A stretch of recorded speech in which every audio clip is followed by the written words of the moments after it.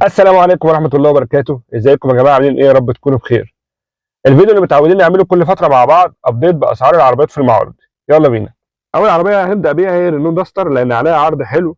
هو عرض مش تخفيض في السعر. العربية بتنزل بثلاث فئات.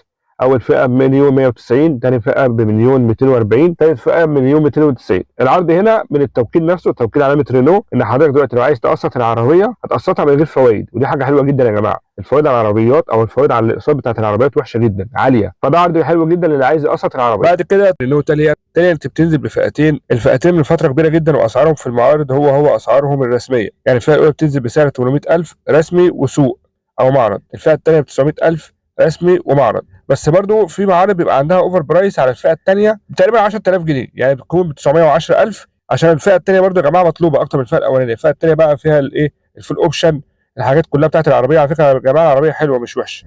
العربيه اللي بعد كده هي بي واي دي اف 3 فئتين.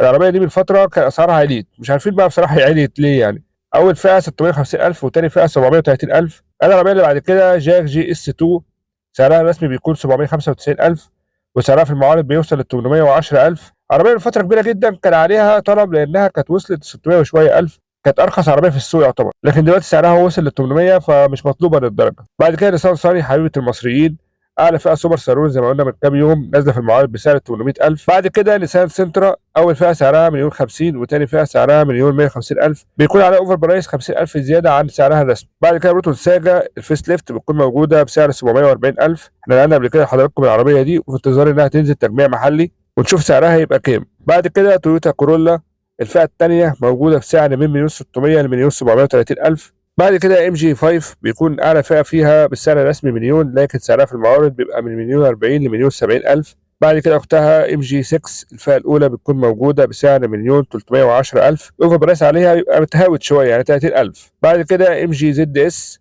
ثلاث فئات، اول فئه مليون 90000 وثاني فئه من مليون 150000 لمليون 150000 وثالث فئه سعرها بيوصل لمليون 250000. ام جي 7 لسه عاملين برضو عنها ريفيو من كام يوم، تقدر تخش تتفرج عليها عشان تعرف تفاصيل العربيه كلها. العربيه سعرها الرسمي بيكون مليون 665000، من كام يوم زادت 65000، ما نعرفش ليه، يعني العربيه لسه نازله السوق قريب ونزل عليها بعد كده زياده على السعر الرسمي، وعامه سعرها في المعارض هتلاقوها مليون 815000.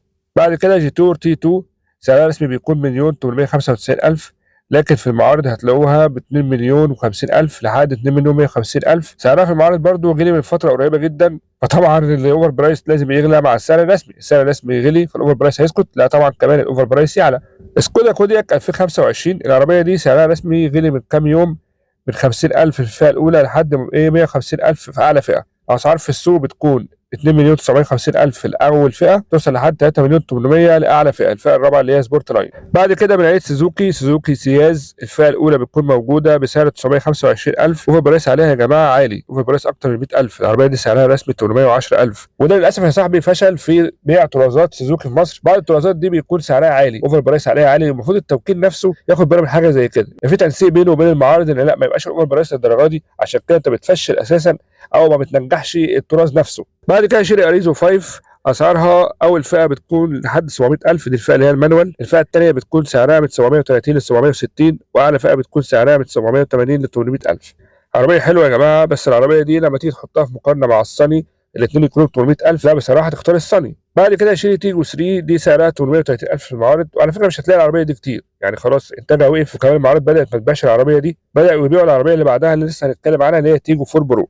شيري تيجو 4 برو ثلاث فئات، اول فئه من 950000 ل 970000، وثاني فئه سعرها بيوصل لمليون 65000، وثالث فئه سعرها بيوصل لمليون 150000. العربيه اللي بعد كده برضه لسه مكملين مع شيري تيجو 8 اربع فئات، اول فئه سعرها مليون 190000، وثاني فئه سعرها مليون 240000، وثالث فئه سعرها مليون 320000، والفئه الاعلى سعرها مليون 375000.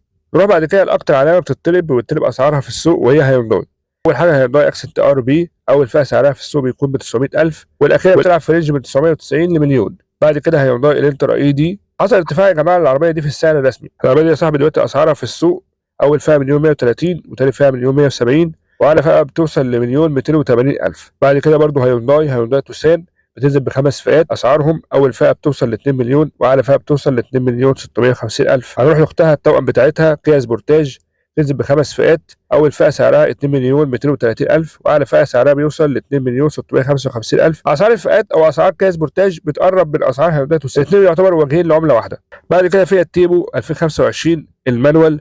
العربيه دي سعرها زاد من كام يوم 10000 جنيه، وقبلها كان زايد 20000 جنيه، ومن فتره برضو قبلها كانت فيها زياده ب 25000 جنيه. سعرها دلوقتي رسمي 780000 جنيه، اما في السوق بيوصل ل 835000 جنيه. بعد كده بايك يو 5 بلس، سعرها في المعارض 900 للفئه الاولى ومليون للفئه الثانيه. العربيه دي يا جماعه عربيه حلوه، وهي دي يعتبر المنافس الاقوى لجيلي ايميجراند. اخر عربيه معانا وهي بايك بي جي 30، سعرها رسمي بيكون 1.780.000، لكن سعرها في المعارض 1.990.000 جنيه، يعني 100000 جنيه اوفر برايس. العربيه دي كنا بنتباهى بيها انها ما فيهاش اوفر برايس، لكن مع الوقت خلاص العربيه بقى عليها اوفر برايس عادي جدا. بعد ما تعرفنا على اسعار العربيات في المعارض، طبعا في عربيات اسعارها قلت، بس لسه يعتبر في معارض الاسعار عنها ما قلتش.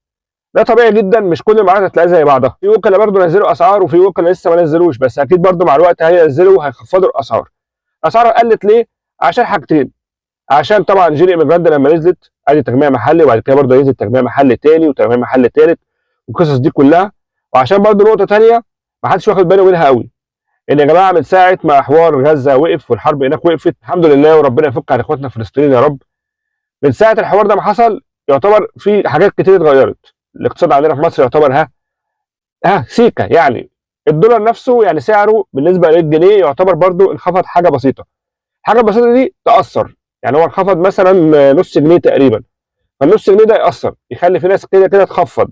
طبعا احنا نتمنى ان الحوار ده يطول، ونتمنى بعد كده ان الدولار دلوقتي بدل ما هو ب 49 وشويه يبقى بعد كده كمان ب 40 وب 30 وب 20، عشان الاسعار تقل اكتر واكتر واكتر، ويبتدي بقى الحركه تشتغل والسوق يبدا ينتعش زي زمان. بس كده، مش محتاجين بقى افكرك يا صاحبي ان الفيديو ده بتاريخ النهارده او الاسعار دي بتاريخ النهارده 22/1/2025. كمان لو في مثلا عربيه ما لقيتهاش في الفيديو سهل جدا اكتبها في الكومنتات واحنا ان شاء الله هنرد عليك. ما تنساش الدعم باللايك والشير، ولو لسه ما اشتركتش دوس سبسكرايب، ونتقابل ان شاء الله مع فيديو تاني، والسلام عليكم ورحمه الله وبركاته.